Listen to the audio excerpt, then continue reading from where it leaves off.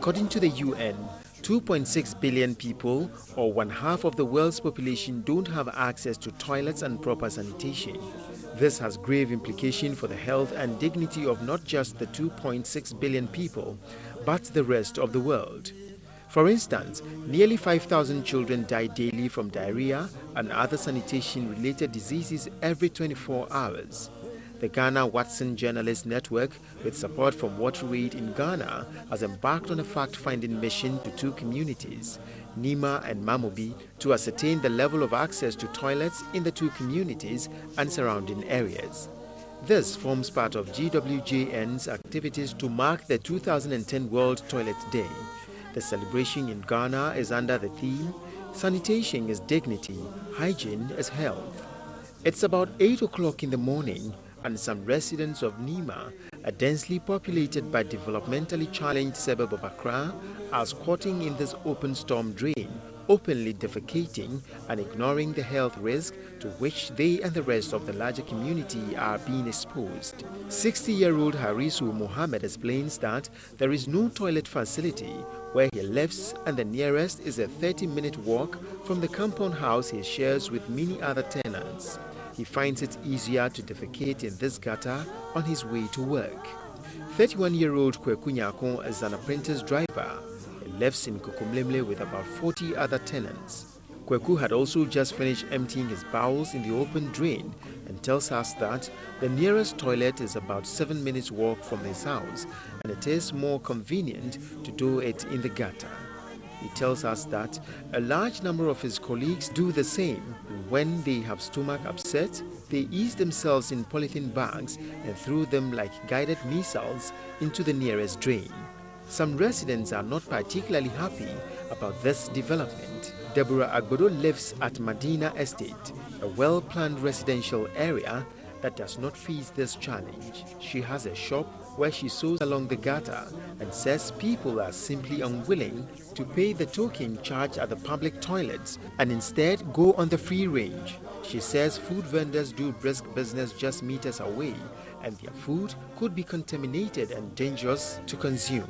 She does not dare confront any one of these people openly defecating because they will beat her up, considering that 1 gram of feces can contain 10 million viruses, 1 million bacteria, 1,000 parasite cysts, and 100 parasite eggs. Her concerns are well placed. It took us about 20 minutes to get to the nearest public toilet. Patronage was high, and people stood in queues, waiting for their turn. Ras Daniel is one of such residents.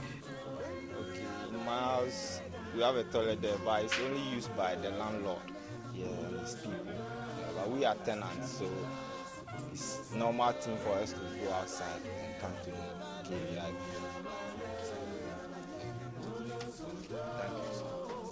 The plight of school children in the area is not very different from the larger community. At the Kanda cluster of schools, a 3-seater water closet facility has been provided in addition to a common toilet. There are close to 1,900 pupils from the nursery to JHS 3. Since June this year, water supply to the school has been cut off for unexplained reasons, and the school has to buy water to clean their toilets. Obviously, due to lack of funds, the authorities have shut the toilets, and both pupils and staff have to devise their own ways and means of containing the situation. Victoria Jamra, the circuit supervisor here, says the situation is unacceptable. In fact, on this compound, I have 15 schools. 16 schools rather. I have 1 KG, 7 primary schools, and 8 junior high schools. We have 1 public toilet for all the schools. But Kanda AMA and Ring Road JSS and primary have their own toilets. And then we have urinals. And in all the schools, all the teachers have their own toilets. We have water flowing, but since school reopened, the water has not been flowing. So since school reopened, so it's a problem to us. We have to buy water every day. If we want to visit the toilet, we have to buy water. Matthias Kofi Tamaklo is the headmaster of Kanda 3 JHS, one of the 16 schools in this cluster. He tells us that the toilet facilities were constructed at the inception of the school and have seen little renovation. As a result, they often break down, creating sanitation problems. He has to spend 2 Ghana cedis to provide water each day for those visiting the toilet to flush as well as wash their hands. If nearly 2,000 people have to rely on 2 Ghana cedis of water, one can imagine the consequences. This girl has an interesting perspective. She just came from a different school where facilities are better. If a girl is having a menses, she can't. From my former school, you can go and change in the toilet, but here you can't change anywhere. It's affecting the girls here. But they can't go to places. They can only stay in their classroom. The Nima cluster of schools, among which is the St. Kizito RC Primary and JHS, is facing similar challenges.